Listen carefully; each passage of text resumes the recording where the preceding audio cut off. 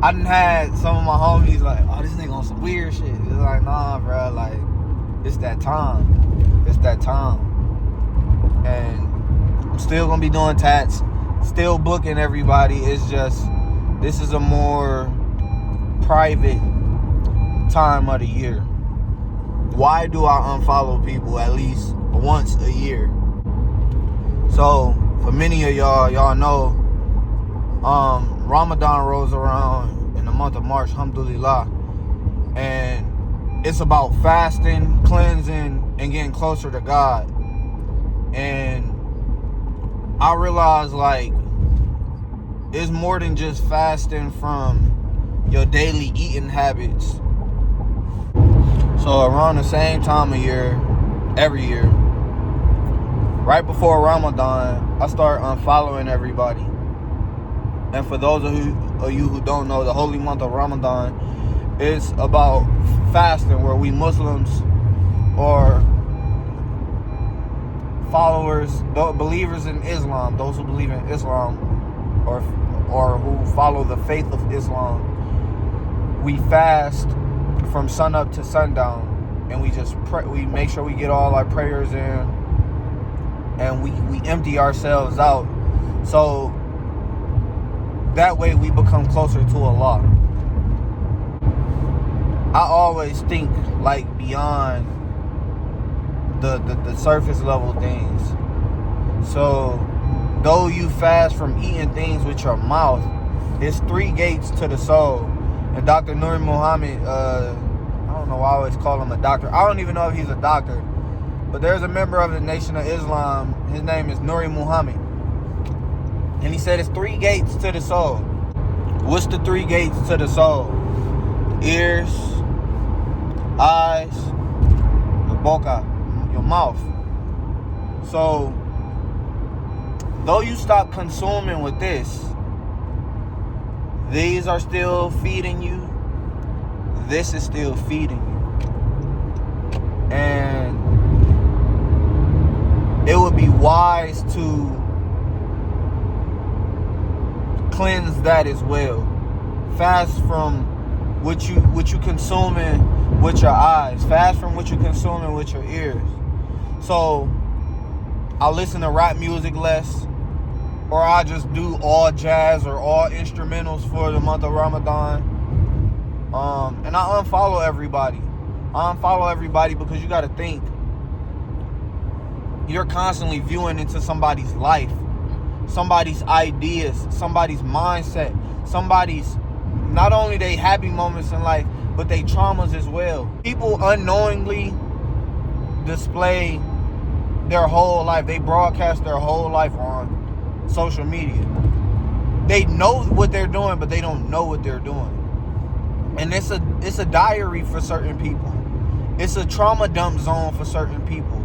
It's a place, it's a therapy zone for certain people. You know, and constantly consuming all that, though you may not be intentionally absorbing it while you're observing it, some of that is still being absorbed by your subconscious mind.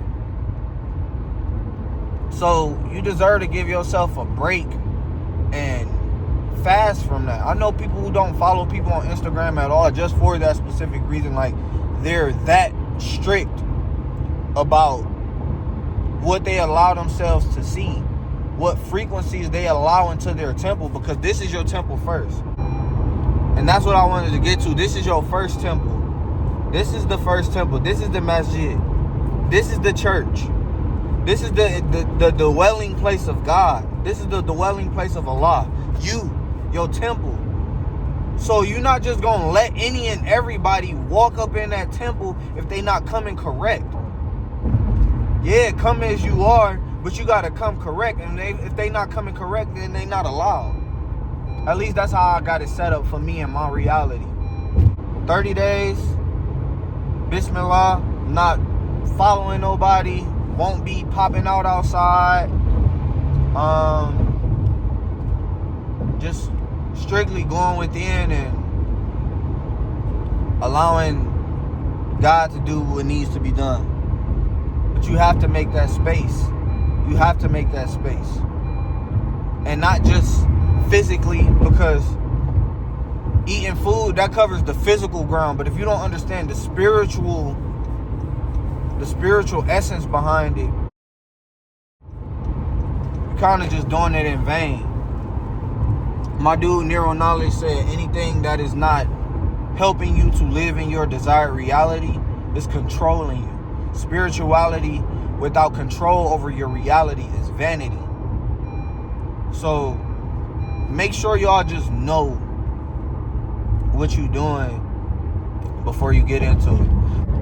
I got on here to give y'all that, because I know, like, niggas, I done had some of my homies like, oh, this nigga on some weird shit. It's like, nah, bro, like, it's that time. Ain't no nigga or no bitch on earth that's so important or means so much that you can't walk away and get your life together. I swear to God, man. It's that time. And I'm still gonna be doing tats, still booking everybody. It's just, this is a more private time of the year. This is a more private time of the year to just really